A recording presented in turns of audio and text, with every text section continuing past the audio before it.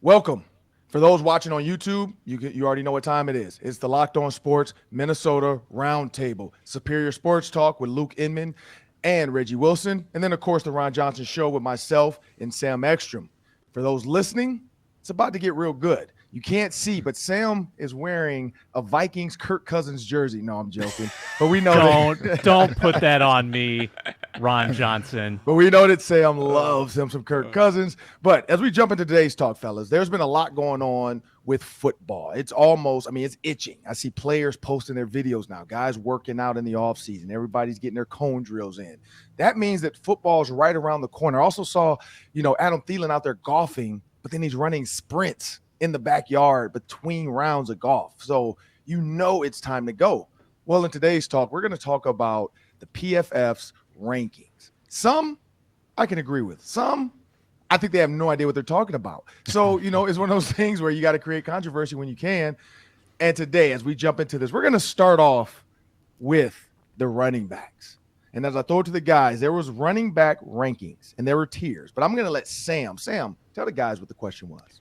Yeah, so Ron and I have been chatting about this throughout the week, and in the PFF position group ranking, so this is not just your top back, but your whole position group, where did teams land? Minnesota Vikings running backs ranked number 4 in the PFF rankings. They are in the elite tier, so that's good for the Minnesota Vikings. Reggie and Luke, care to gander what other teams are in that elite tier of running backs in the league?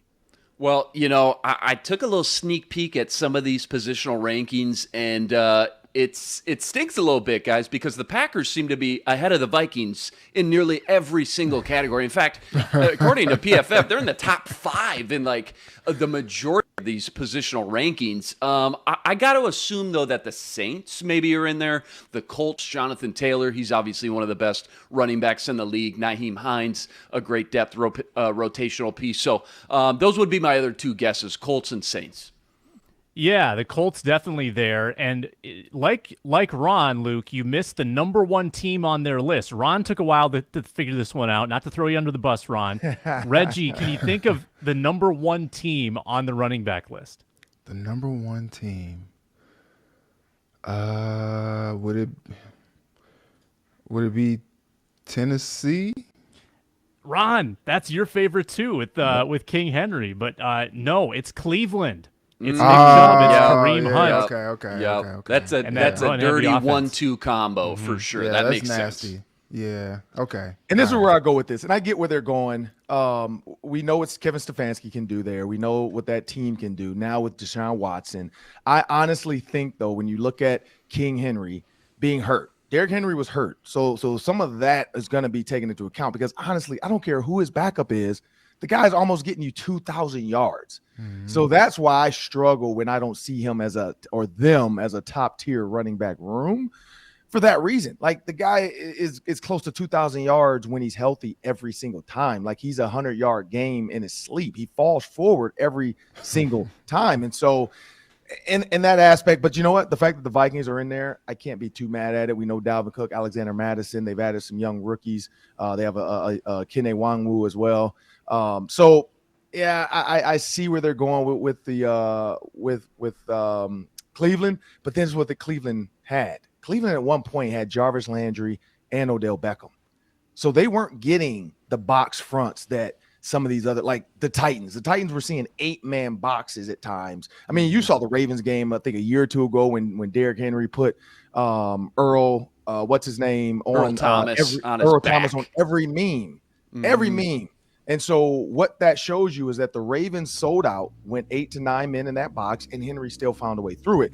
So I'll be interested to see what this team looks like. Now, we do know Deshaun Watson may or may not play, but now you're not going to have those receivers that you had before. That's been the big one, and so, it is what it is. But I don't know. What do you guys agree with those 4? Well, I think when I looked at some of these rankings from PFF, I think it's obvious they put a ton of stock into the depth piece. Now, sometimes it works in your team's favor, sometimes it doesn't. For the Vikings, obviously, ranking as one of those elite teams in that top 5, one could argue, out of all the Vikings positions on the roster, running back is their best positional group, top to bottom, from starters to depth. You already touched on it, Ron. We know Dalvin's a superstar in the league. Madison, rock solid backup, and can come in and carry the load when Dalvin's a little banged up. But now you saw flashes of Kene Nwangu last year on special teams, scoring not one but 2 return TDs. It's hard not to think that O'Connell isn't going to find ways to get him involved in the offensive game plan. Then to top it all off, you use a day 3 pick on Ty Chandler, who they really like, and they can, let him get acclimated for a year with no rush, no pressure, get him primed up for next season to take over running back 3. With kind of the writing on the wall, it feels like that Madison may be a free agent casualty next offseason. This year, though, that's about as complete of a unit top to bottom as you can get. And this is where I go. So next one, and this is one that I just saw. Defensive line. There's 6 tiers. Tier 6 being we have no idea what you're going to be, and I'll tell you, the Chicago Bears are in that. That's the question mark tier is what they call it. Also, Arizona Cardinals. That one's a little strange when you add a Watt brother, but hey, they just think J.J. Watt maybe is done. Where do you think the Vikings fall in this? In tier 1, there are 1, 2, 3, 4, 5, 6 teams in tier 1, and then in tier 2, there are 1, 2, 3, 4, 5, 6 teams in tier 2. And then there's tier 3. I'll tell you this, the Buffalo Bills are in tier 3. So that should help you out. What? With Von Miller.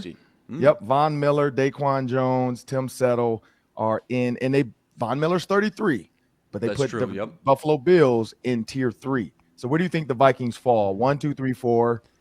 They're not 5 or 6, so I'll tell you that.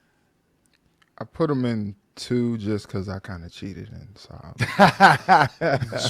spoiler. Yeah, I was gonna throw out tier 2 as well, just because it's so tough. Because when they're healthy, talent-wise, not no purple shades, drinking purple Kool-Aid. Even the experts will tell you when they're healthy. Hunter and za'darius. I mean, in 2019, it says it in the article, I believe. Yep. I think they led the entire league in 2019 with most quarterback pressures, 93 and 88. Yep. But it just brings us back to what everybody says. They got all the talent in the world. They just need to stay healthy. It's a big if and a big gamble. But if it pays off, it's going to be a lot of fun to watch this new Ed Donatel pass rush for sure. So tough to put them in tier 1, knowing all the injuries that they've gone through the last 2 years, but the talent's still there on paper. So tier 2, I think, makes sense.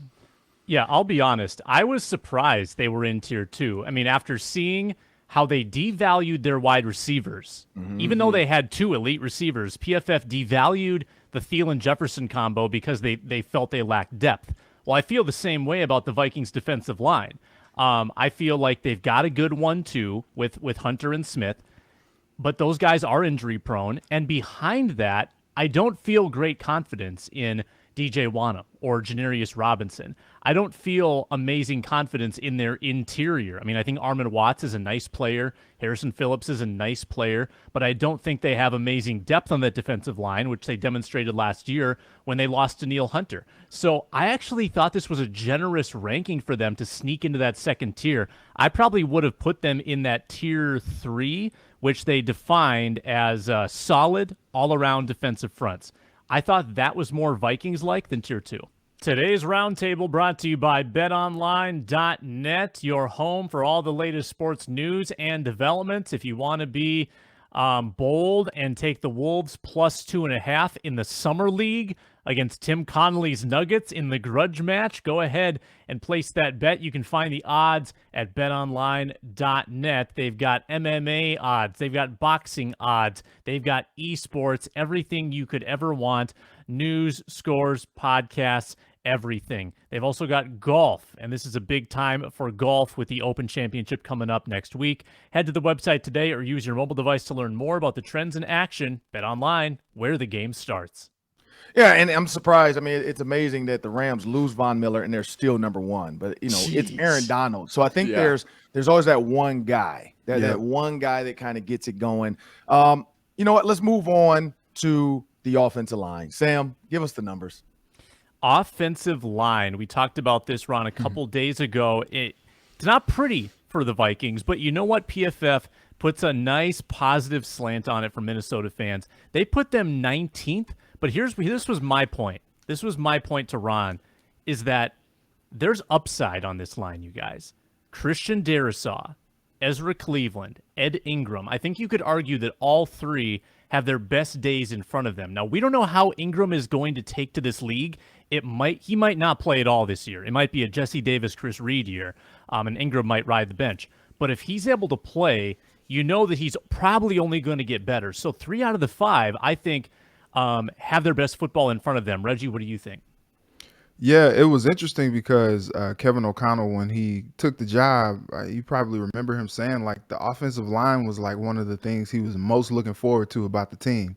Which is like, I don't know, say whatever, let us believe whatever you say, coach. But I think he looked at this position as like a position of luxury, and now he's got a lot of guys at depth, and then you draft Ed Ingram, which a lot of people are already, like putting him in on the depth chart at number 1 at right guard. And it's just like, well, there's still some other good guys there. I think if they do decide to put Ed Ingram there, that means that he just really had a great camp and really kind of beat out the competition. And that's going to be a good thing for this Vikings team moving forward. But, Luke and I talked about this. They got guys that, have a little bit of something to prove. Darrisaw has something to prove. Because, the whole like flip-flop thing with him and Rashad Hill last year. And then, Bradbury, they didn't decide to extend the option to him. So he's like, all right, I'm planning to get paid. So I think there's a lot of motivation on this line, and I think we'll see some good things from him this season. Yeah, just to touch on that, Sam, you mentioned they got a lot of promise, and they have that because they finally invested early round picks into this unit instead of trying to find that next John Sullivan in the 6th round. They say, you know what, you usually get what you pay for. We're going to put a bunch of 1st and 2nd round picks and invest it into this unit that obviously has struggled. I mean, some fans would say all the way back to the post-Brett Favre era too. So the article says it all. There's some major question marks. You guys just mentioned it at 2 positions, center and right guard. Christian Darrisaw still needs to prove himself, take a big step forward from that rookie campaign. But having said all that, this could still easily be one of Kirk Cousins' best offensive line units he's ever played with. And that may not sound like much, but when you're a pure pocket passer like Kirk, who's got to have a clean pocket to step up into, scan the field, we know he's not going to create plays with his feet. I just hope the Vikings, even if they have a middle-of-the-road unit, say they land somewhere 14, 15, 16, that could bode very well for Kirk. But I just hope they got a backup plan for that center position if Bradbury doesn't pan out 4, 5, 6 weeks into the season. You hope they recognize the risk for Kirk not having a clean interior of the pocket and just drop a plan B in training camp now before it's too late and they get a month into the season and Bradbury may still be struggling like we saw the last 2 years. Yeah, backup center doesn't seem like a great strength of this line at this point. Maybe they've got something up their sleeve. Yeah, maybe. Well, before we jump into the next segment, we're gonna finish this one off with the most controversial, in my opinion, position: receivers.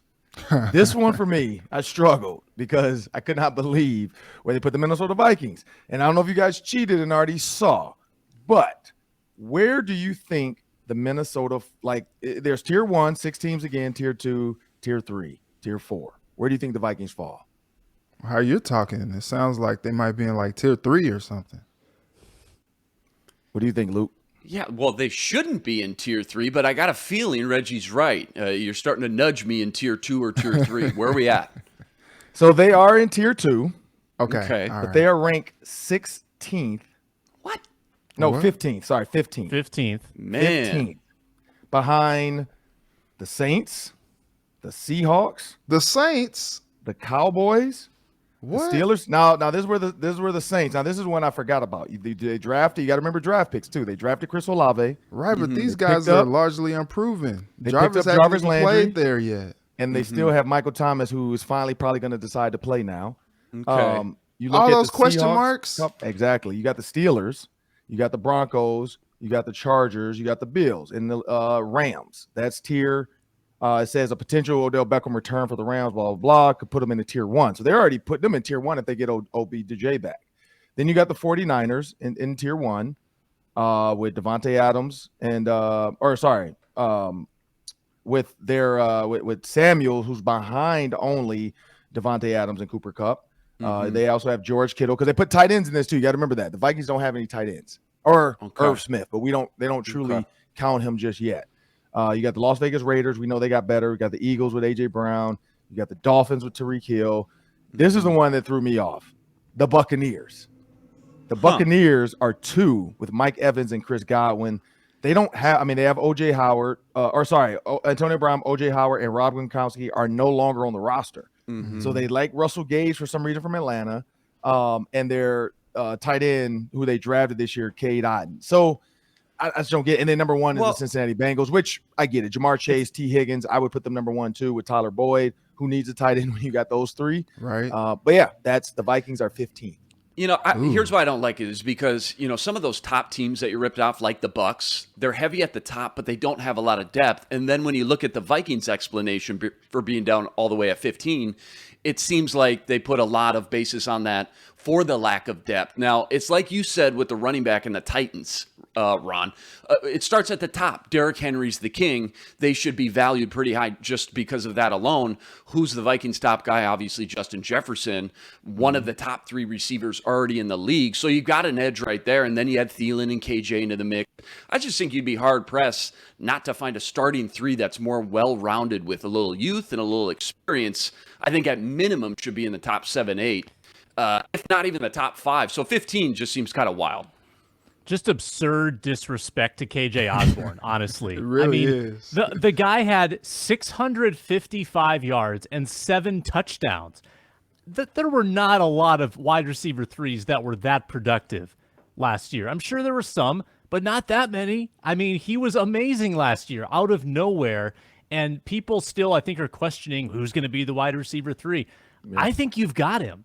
I think it's KJ Osborne, and I don't think it's that close right now. Yeah. I didn't even know people were discussing. I didn't know that either. Set in stone, it's cemented in. KJ Osborne certainly earned that starting in training camp. I've seen it speculated. Yeah, and I don't think that's that's not from the team. I think that's just from people that might not have given him the respect he deserved in year 1 or year 2, I guess, of his career. But yeah, I think Osborne should elevate the Vikings way up this list because they've got 3 solid receivers. Yeah, and again, if the article rips on the depth a little bit, I'm not worried about that. That's why you got training camp. It's all going to play itself out, whether it's Olabisi, Albert Wilson, Jalen Naylor, Amir Smith-Marset when he gets out of that walking boot. So it's not as if they don't have the guys and the talent. We just don't know who it's going to be yet. And like Ron said, they throw a tight end in here. I'm not too worried about it because when you think about the fact Irv Smith Jr. and even Dalvin Cook are going to be flankered out in the slot or out wide from time to time as the number 4 or 5 guy, pending on the play call and personnel, I think they put way too much stock into the overall depth in this and definitely, again, didn't take in consideration, like you said, Sam, how great of a sophomore campaign KJ Osborne had. And this is what I'll say, too. The Arizona Cardinals are 16th. I think that's a bad one because you got DeAndre Hopkins, who I put at the top, but they factored in. They said they factored in his 6-game suspension, so we forgot about that. That's fair. So that's part of it. They did bring in Marquise Brown. They got kid from Purdue last year. Blanket. Got his name. Moore. Yep, Rondell Moore. But this is the one that got me. Zach Ertz, Max Williams, and Trey McBride. I don't know if you saw Trey McBride play. I covered a couple games a year ago out there in that conference with Colorado State, with New Nevada, and Cole Turner. Trey McBride is it. Like he could have went to Iowa if he really wanted to. Like if Iowa knew who he was, he could have been there. Like he is a good pass catching and blocking tight end. He's a move guy as well. Not really like a 6'7" guy. He's more of that 6'4" kind of body that George Kittle has, same frame. So he's going to be like Zach Ertz, Max Williams. He's going to be the George Kittle. Like he's going to block. He's going to do the dirty work, but he's going to give you a ton. I mean, he was the best. He was the Mackey Award winner. He's the best tight end in college football. The kid is good. The kid is really good. So, but again, they're throwing the DeAndre Hopkins suspension in there for those first. Right. I wish it was the first 7 or 8, so the Vikings didn't have to face him. But it's the first 6 games. Today's roundtable is also brought to you by Truebill. Do you know why free trials renew without your consent? Folks, it's a business scam. Don't let greedy corporations pocket your money. Download Truebill to take control of your subscriptions. We've all got a million of them. Truebill helps you stay organized and stop paying for subscriptions you don't need, want, or simply forgot about. That's the worst when that happens. On average, people can save $720 a year with Truebill.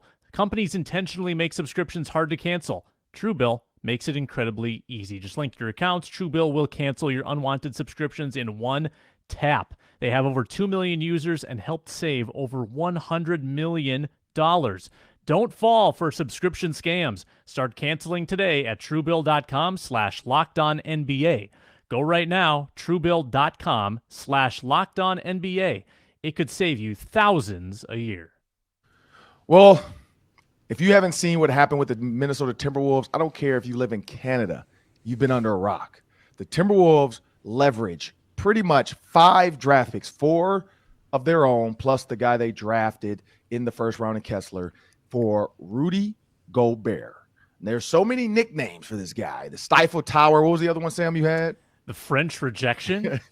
This sounds like a bad date. I don't know why I don't like that. Like, this doesn't sound good. Like, you went to France, you got rejected. Like, it just, I get it though. But is D'Angelo Russell, is he still gonna be a part of this team? Everybody, and then Kevin Durant. I mean, they just tried to get the Timberwolves to trade the entire team for Kevin Durant. And if Kevin Durant was Kevin Durant, and this is the question, this is the first question I'll throw at you guys, because this is one that I was like, wow, I didn't even think about this. If you could get Kevin Durant and Kyrie Irving to come to Minnesota, no COVID issues, no nothing, they're both healthy, would you make that trade for Karl-Anthony Towns and Edwards? Because now you'll have Kyrie, Kevin Durant, and Rudy Gobert. No. Would you make that trade? No. Not at this age. I mean, it's not a quick no for me. I may eventually get there, but I got to think long and hard about that one, man. I'm a big Kyrie guy. Obviously, KD, one of the best in the biz. But Reggie's right. I mean, you got to take that age into consideration. We don't even know what Ant is going to turn into. He's just scratching the surface right now. But man, I don't know, Ron. That's pretty tempting.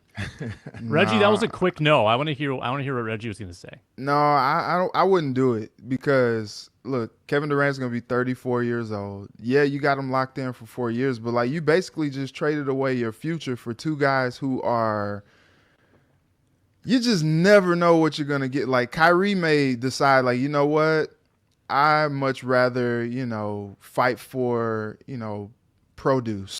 I don't know. I think produce is not getting a big enough, outcry with what's going on, all the pesticides. I'm sitting Fruits out. and vegetables. Yeah, I'm sitting out. I'm not doing it. That's not, no. Basketball is not as important as produce. Like, you just never know what's going to happen with Kyrie. His temperament is just so, and I understand, like, why the Nets were just like, yeah, we're not about to pay you, like, for the future because we don't know what the future looks like. Like, you can just up and retire, just one day you're like, you know what? I don't need basketball anymore. I'm done. And now you're like, dang, we just gave up Cat and Ant and 4 first-round picks, and you just decide you don't want to play up in – it's too cold up in Minnesota. I don't want to play there anymore. And then Kevin Durant, he may just decide like, okay, yeah, I'll play for a year, and then, all right, now I want to be traded. I don't like it up here. But take all that out of it. Take all the off-the-court stuff out of it. I said that. There's no COVID issue because COVID was a big reason why Kyrie ended up where he ended up. Like his mental issues with New York – as a whole, like the state of New York is absolutely nuts. We see it. There's a tweet that goes around now that's called episode 1, 2, 3, 4 of New York is not a real place. Like the things that happen in New York that are posted on Twitter that like are caught on. This dude just jumped from the train tracks, overhead train tracks, to the roof of a building across the street to outrun the cops. Like that is some Spider-Man stuff. I think he made real it too. life. Yeah, he made it. He made it and kept going. And then the cops look so stupid because like they're trying to figure out, should we jump the fence? Should we get some milk crates? Let's like, dude, that dude is gone. Like by the time them dudes figured out, let's get some milk crates and make a ladder out of this. Like that dude is at home parkour, laughing at y'all. His friends got it on video now. It's on Twitter. So that's one of those things where Kyrie, I think he succumbed to like the offseason, everything that happened. His bad time in with the Celtics. If you take that out, just Kyrie the basketball player, Kevin Durant the basketball player, you go straight up 2 for 2. You have Rudy Gobert now as your center.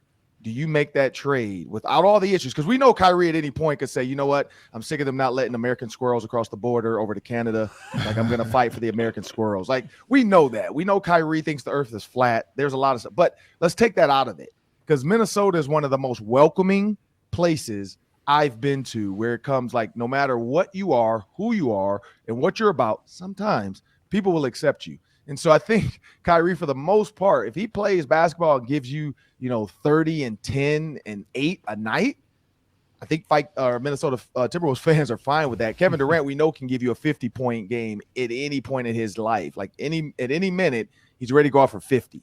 Consistent play from the two of them.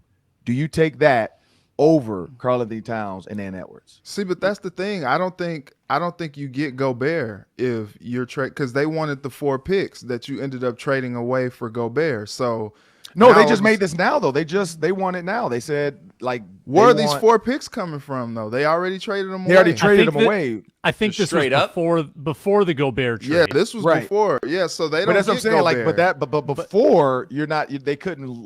They were trying to get picks because they want to move Kyrie too. Like, that's what the Lakers want. What they're trying to really do is help the Lakers out too. The Lakers want Kyrie, so they're like, how can we create a whole bunch of stuff to give the Lakers enough to come get Kyrie, but then also we're going to get some stuff from the Lakers. So whether we give them 1-1 and they give us some 2s, they need to get some of their picks back too. So, but I'm just saying right now, forget the picks, just straight up. They're like, hey, look, we'll give you these 2. You give us your 2. We'll move on. So it's kind of a theoretical. It's a right? hypothetical, Like if you could switch Karl-Anthony Towns and Ant Edwards and put in Kyrie and Kevin Durant and ignore the age, ignore the off-field stuff, just what they are as a basketball player right now, you probably do make that switch, because Kevin Durant has won 2 titles. He's one of the greatest offensive threats in NBA history. Kyrie Irving versus Ant Edwards, I think Kyrie probably has a little better pulse on when to assert himself. He's got a fantastic on-ball game. He's got a little better shot, I think, at this stage of his career. And again, if this is real life with salary cap implications, long-term implications, I'm sticking with Cat and Ant. But if it's just an in a vacuum scenario, yeah, I would make that trade for sure. Well, here we go. We know Luke is about 75% sure he would, but he's probably like, nah, age. We know Reggie's like, nope, I'm not doing it. Sam was with me. Let's go get KD and Kyrie. Let's just do it. Let's just see what's happening. Well, it's all about winning see what happens. One championship in Minnesota. I think if you ask fans, hey, if we had to mortgage the next 10 years and we just garbage, we'd have to tank, but we'd get one championship, would you take it? I don't know. I think people are at that point where they say, yeah, I just want to see one in my lifetime. And KD, Kyrie, like Sam said, they've won them before. They know how to win them. I think a lot of fans would be pretty tempted to take that offer. You're right. I'm trying not to hide. I'm trying to hide my bias, but I'm a huge Kyrie fan. So I love Kyrie. I love Uncle Drew. Like, I love the movie. I love the storyline. Like, I love what he brings. Like, imagine walking in Lifetime Fitness and you see this 80-year-old dude hooping and he's killing it. Like that, Kyrie does that kind of stuff. Like, he just shows up places for Pepsi dressed as Uncle Drew now. Like, there's been sightings of him. Nate Robinson's done it a couple times with them, where they just go to parks and randomly, like, Minnesota would love that at Lifetime Fitness or one of these gyms or something. But here's another question within this question. D'Angelo Russell's still here. So you got D'Angelo Russell, Ant Edwards, Rudy Gobert, Karl-Anthony Towns. Now, honestly, that's a great 4. Like, I'm ready to go to the playoffs with those 4 right now. They're definitely not a 7-seed play-in team. They are now a legit 4 to 5 seed, because that's where the Utah Jazz always were. They were 4 to 5 with Rudy Gobert and just Donovan Mitchell, and then the left-handed dude, Ingle, I think is what his name or whatever. Joe Ingles. Yeah, Joe Ingles. And they were 4 and 5 seed. They just never could get over that hump, which that hump was the Warriors. If you look at this team now, you just replaced Donovan Mitchell with Ant Edwards. You have a Karl-Anthony Towns who's better than Ingles. You now have a D'Angelo Russell, who I think they have Mike Conley Jr., right? Is that who the Jazz had? So Mike Conley Jr. and D'Angelo Russell. Mike Conley gives you a little bit more, like Sam said, ability to understand the game, like make the right passes. But I think D'Angelo Russell can understand, like, now, like, okay, wait, now I'm really 4 fiddle. Like, I am no longer in this big 3. It's the big 3 and me. I like that title. That's what he should be ready to do and willing to take a pay cut. Because if not, hey, trade with the Grizz and go get Tyus Jones. Like, let him run the show. Like, he's willing to just play ball. He doesn't care about all the points. He can score when he wants to, and we've seen it in the playoffs. But I'd be down with the trade now because he's signed. So now you can trade him and know exactly what you're getting. The Grizzlies can say, hey, let's get D'Angelo Russell with Morant. Now we have a 2 power guard, kind of scenario. But with those 4, the question is, do you think they're done? Do you think they're going to be good with these 4 and just add in one more piece?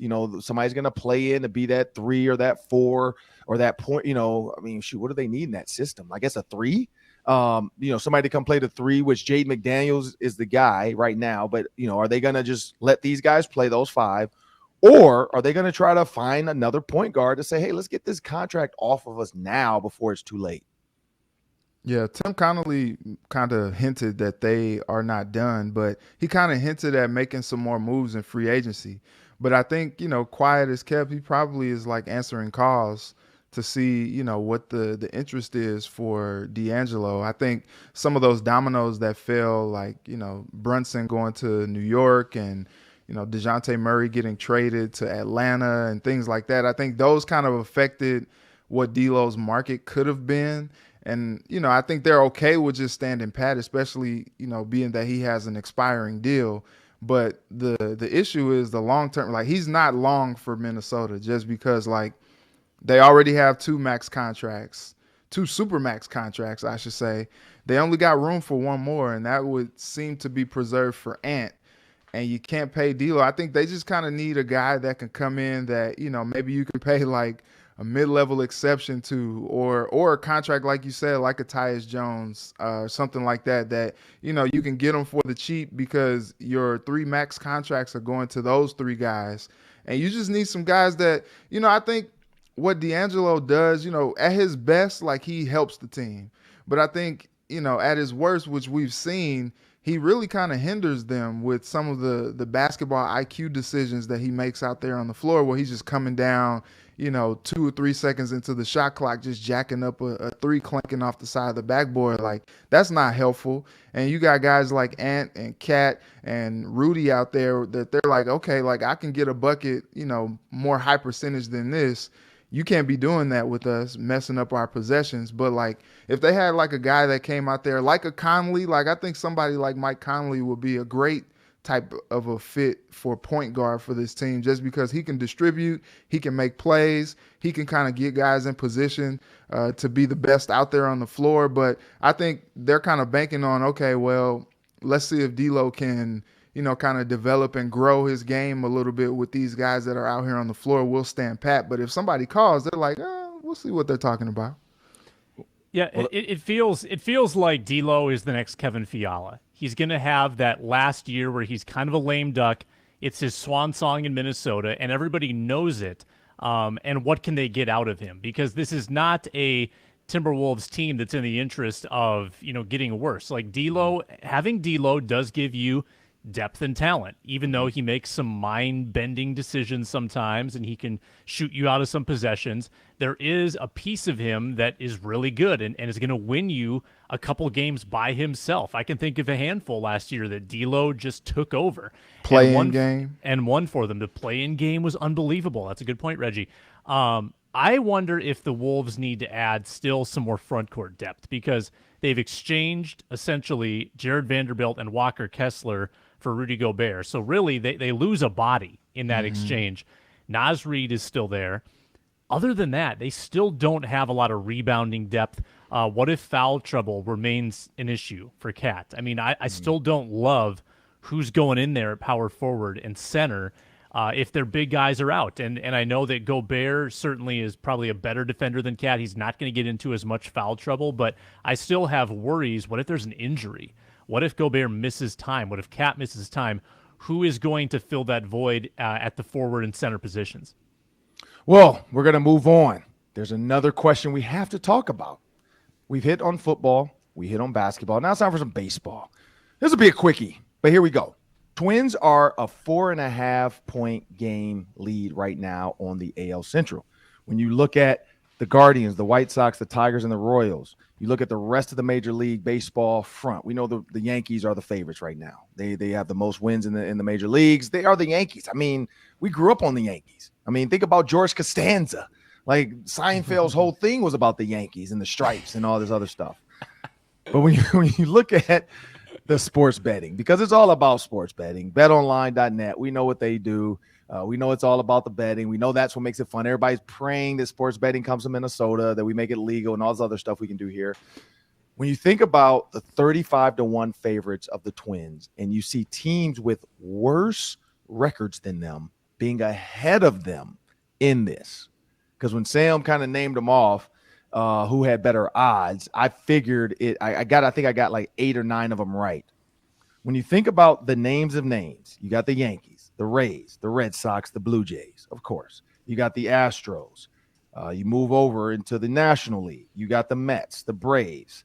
You go down to the Phillies. You also have the Brewers, the Cardinals, the Cubs, who the Cubs suck. They're 34-49. And then you have the Dodgers and the Padres. So when you think of the Cubs and the White Sox, they're struggling right now. That's tough for that city. I know they're not happy. And they got the Bears. Oh, my goodness. That's just – and the Bulls. The Bulls aren't doing – well, the Bulls are okay. But they're not. I'd hate to be there. Zach LaVine. That's all. Zach LaVine. Yeah, maybe get Zach LaVine back to Minnesota. Yeah. But if you think about that, why do you think – the Twins having better records than some of these teams and still having worse odds? What do you think that attributes to? They don't trust them. They, have they seen, some of these horrid ends to these games that the bullpen is blown? Emilio Pagan, he may get out of an inning once every 5 or 6 starts.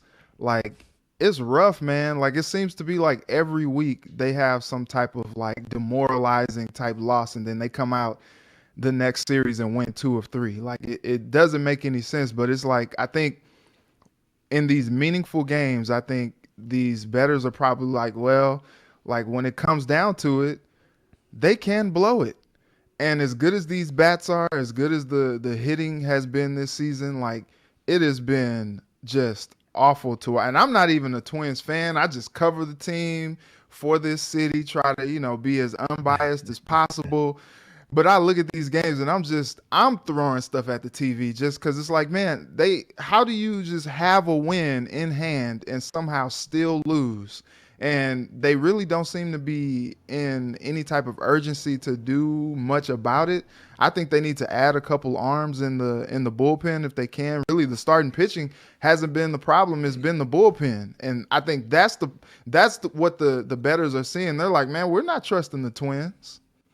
Yeah, I think there's just not a lot of respect for the AL Central. I mean, I think that people see the collective records of the AL Central teams. The Twins are the only team above 500, and they say, well, their record is propped up on playing these bad teams, and they're really not to be taken seriously. I would contest, though, that for the most part, and you can point to the Yankees series where they blew a game, you can point to the Guardians series, where they blew a couple, but for the most part this year, the Twins have composed themselves pretty decently against some of those above 500 teams. The Twins haven't lost a game by more than 3 runs in like a month. Like, they are in every single game, and these blown leads are ruining the way we view them. But they've actually, like, innings 1 through 7, they're putting themselves in position every time. So imagine if they figured this bullpen thing out at the trade deadline and actually kind of lined up a 7, 8, 9 like routine where they know which pitcher they're going to go to and don't have to bite their nails and sweat bullets just to worry about getting out of an inning. I still think there's meat left on the bone for this team that maybe the national bettors don't realize yet. Yeah, when you get into the playoffs too, sorry, Ron. When you get in the playoffs in baseball, so much success is determined by pitching and be able to throw out 1 or 2 aces to win that first and second game and not just get a lead, but be able to close out games, obviously. And the Twin starters, I think we'll all agree, have wildly exceeded expectations this year, which is great. And right now, from what we've seen from Joe Ryan, who's their ace, he's starting to struggle a little bit. We know the bullpen's a complete mess. Twins fans, I think, are justified not trusting this team when it comes to a postseason run. And right now, just kind of sitting back and enjoying what they can. It's a really talented, fun lineup. They can put up double digits any single night. But when it comes down to crunch time, they've proven to us, unless they go add some more depth in the pitching department, they're just not to be trusted quite yet. Long season, things can change, but as it stands today, Twins, yes, they're a lot of fun to watch, but I don't think anybody's, calling them a World Series championship caliber team quite yet. But yeah, people still don't trust them. I think that's part of the problem. But as we move into the next one, here we go. We got to figure out which franchise in the state of Minnesota, and I bite my nails at night thinking about this sometimes because I know this is hockey town. I know this is hockey town, and I stay up late, and I'm nervous about this one. But we know I guess we're saying the Vikings are number one. Who is the number 2 sports franchise in the state of Minnesota? It's the state of hockey, man. I got to go with the Wild. Well, obviously you said it, right? I mean, football's king, especially in this town. But yeah, who's number 2? Good question. This is the state of hockey, and the Wild seem to go on a serious run every few years. T-Wolves, kind of the same every few years. They put together a fun, competitive team. But, I look at what the Twins have done consistently the past 2 decades, and I think I got to put them over the top, just give them the edge a little bit, because just based off their success alone, they've won the division or made the playoffs 9 times since 2002, and in turn brought a lot of excitement into the fan base, and that's more than any of the other franchises can say, besides maybe the Lynx, of course. But I'll give it to the Twins. And they've been here longer than all the other teams too. So you're right. Yep. So if you're looking at straight up attendance or TV ratings, I would assume that baseball is probably coming in second in this town. I think people care about the Twins a lot. But if you're looking at like the momentum, like arrow up, arrow down, just baseball as a whole is declining in this country. And I think people have become a little disenchanted too with the postseason failures of this Twins team. I think that the Timberwolves were a blip on the radar for 15 years in this town. But with and starting with the Jimmy Butler acquisition, that injected something fresh into this market. And then a couple of years later, Ant comes along. I think the Timberwolves are going to make a strong case to be number 2, because if you look nationally, what's the number 2 sport nationally? It's basketball. People love the NBA. NHL, Reggie, is interesting because this town supports professional hockey like very few other towns do in the United States. Canada is being an exception. But the St. Paul Arena, it's filled every single game. I mean, they support that team so much better than the Minnesota Timberwolves. So it's hard to knock the Wild too much. But I could see the Timberwolves actually jumping into number 2. If the Wild are number 3, does that put the Twins at number 4? Like, I think there's a legitimate case to make for all 3 of them being in any of those 3 spots. I'm going to go off fan engagement. This is what I look at.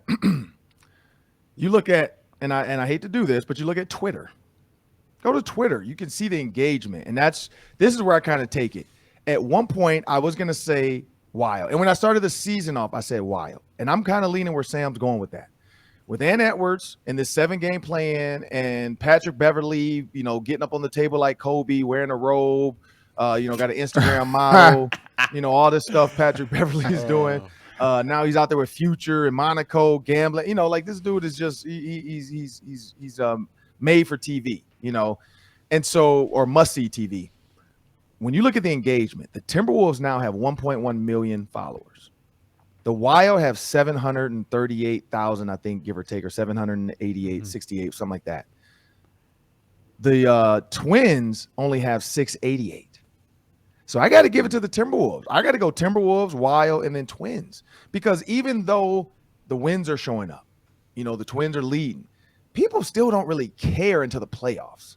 Like it's what have you done for me lately? You look at the playoffs, I think you would say the Timberwolves had a better successful playoff run than the Wild. Even though they lost to the Grizzlies, they made it competitive. And then they also actually won, I guess you want to say, a series with the play-in game. So we're giving them credit for moving on around because they celebrated like they did. And the Wild did not. The Twins still have to play theirs. And the Vikings can be 4-12 or 4-13 now, and fans are still going to love them. So I'm going to go Vikings, then I'm going to go Timberwolves, Wild, and then Twins based off fan engagement. I'm just going with the numbers. I'm an analytics guy. The numbers are telling me there's more fans right now. And then the Gobert, I think, just took it up another notch. Like you look at people calling the Timberwolves now, because I've seen the commercials now and all the stuff, calling the Timberwolves for season tickets because they're like, wait a minute, we got Gobert now too, Cat and Anthony Edwards with D'Angelo Russell. Like this is gonna be some fun basketball to watch, and I think that's gonna be the key now. Is what is that? Can they turn these wins and this fan engagement and create a product that's sustainable? Because that's the key: is how sustainable is this? We know D'Angelo Russell is going to Kevin Fiala and be out of here, but can they get a guy? And I don't know why I love Tyus Jones, but I love his game. I loved him at Duke. I like what he did for the Grizzlies when you watch him come in. But they need a guy like that. They need a guy of his caliber. Maybe, we're forgetting about Wendell Moore. Like, it's no longer you need a true point guard. Nobody's pressing NBA players up the court. You just need a guy to bring it up the court and get the offense going. Steph Curry doesn't bring the ball up the court, and he's the point guard per se. So if Wendell Moore Jr. is your fire starter and he brings the ball up the court, that it is what it is. Like, now you put two strong guards on the court that are over 6'3", 6'4", and you just go power guard.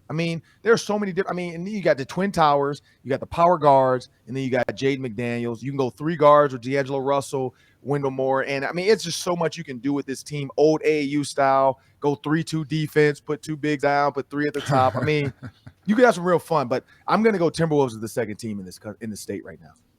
Yeah, I think you guys got a fair argument. Again, Twins got the rich history. They've been around the longest, but you're right, Ron. In a what have you done for me lately era, Sam also mentioned it, the stock arrow is pointing way up.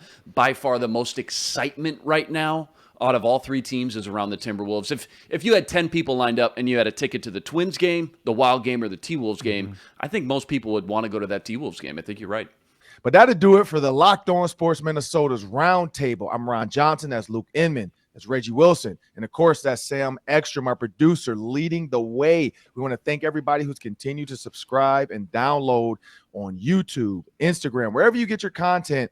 Please continue to follow us, like, comment, tweet us. We are interactive. We love to interact with you guys. But have a great weekend, and that'll do it for us. Take care.